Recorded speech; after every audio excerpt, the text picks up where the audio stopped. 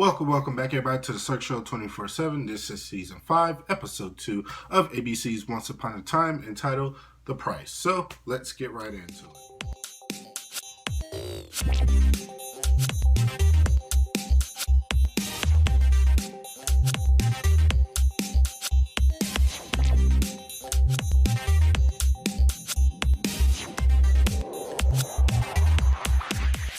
Alright, guys, The Price. I really enjoyed this episode because you got a lot of character developments, a lot of character moments with like Regina and stuff, and I really like Regina.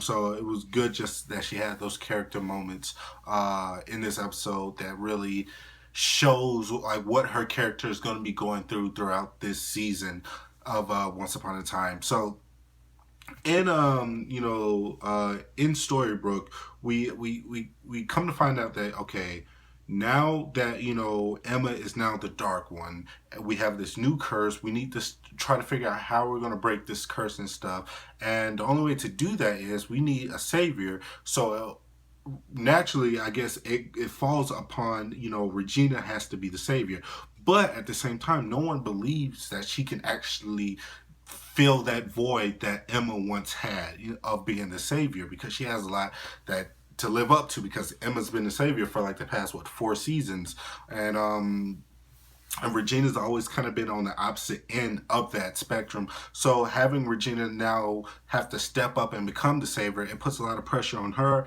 and it gives people like a lot of things to worry about because she was the evil queen. So I really like that they went there in this episode with Regina, how her insecurities of of who she used to be is kind of getting out of the way of who she is now, and how she's not really believing in herself because no one else is believing in her. Was really good, and just like I said, great moments with Regina that really just stood out.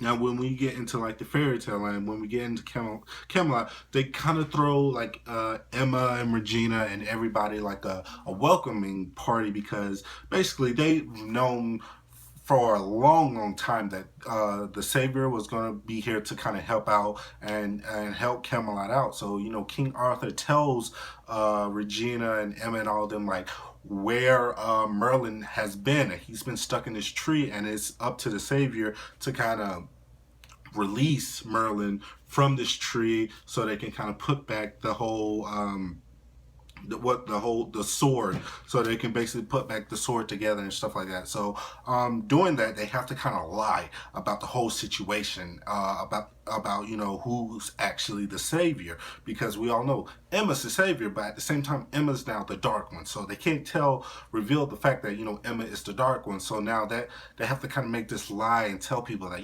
Regina's the savior, and just a lot of craziness ensues, but a lot of cool things happen, and a lot of sweet moments happen throughout that scene, throughout the whole ball scene. Like you have that moment where Regina's kind of not really feeling this whole ball thing because she can't really dance and stuff, and she has that moment with David where David teaches her how to dance and stuff. So I really like that moment. It was a great character moment for David. It was a great character moment for Regina, and it was just one of those things that kind of stuck out and made you say kind of like, oh. And having that moment with like Regina and Robin Hood, just like those sweet little moments. And then you have Henry kind of macking on some girl and kind of flexing a little bit, like I said. Him like kind of bragging about the fact that he was actually kind of a savior too in his world, and he helped save his friends and family, to this girl who was just in awe of him and stuff. It was really cool, and it was just a great moment because now Henry's at that age where he's got those hormones, and when he sees girls he's gonna start liking girls. So this girl seems like she's gonna be a good fit for Henry. So I really like that moment where Henry actually got to step out of his comfort zone, got to talk to a girl, and he got some help from David. So it was a lot of great moments with David helping others out, which I really like. And I'm liking what they're doing with David and Snow and everybody else, like all these characters who were main characters but kind of got pushed to the side throughout the previous season. I'm liking what they're doing with them now, and I'm still loving the fact what they're doing with Emma, and having her still go through the motions of her becoming the Dark One in fairy tale land, and now she is the Dark One in in the real world is just very cool to see how that's going to happen and how that transpired, because you got to understand, like, we're going back in time from like 6 weeks, because we don't really know what happened in those 6 weeks. So throughout this season, we're going to figure out what kind of push her over the edge to become the Dark One.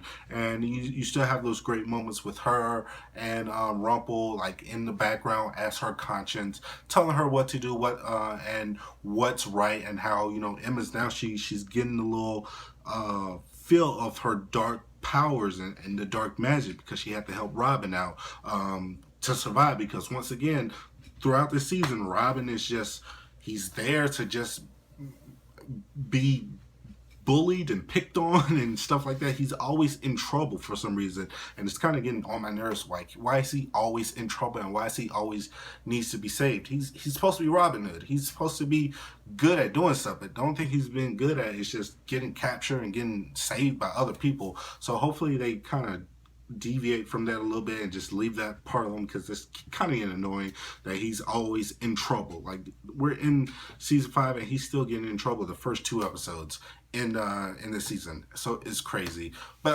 overall, I really enjoyed this episode. I'm liking what they're doing with these characters.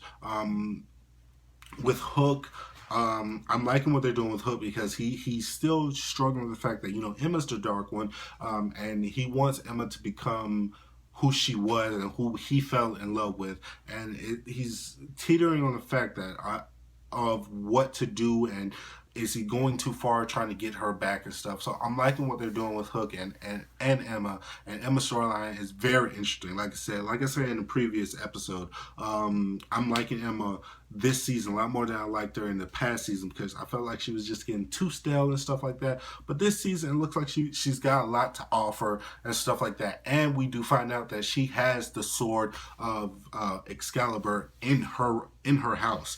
So she needs to get that sword to kind of have basically all the powers, to be like the most powerful Dark One. She needs the sword of Excalibur, but to do that, she needs a hero to kind of take it out. So that's kind of where we're going throughout this season. So right now I'm really interested in what's going on. So what do you guys think? Please like this video, comment, subscribe, tell me what you thought. And as always, this is The Search Show 24/7. Be easy.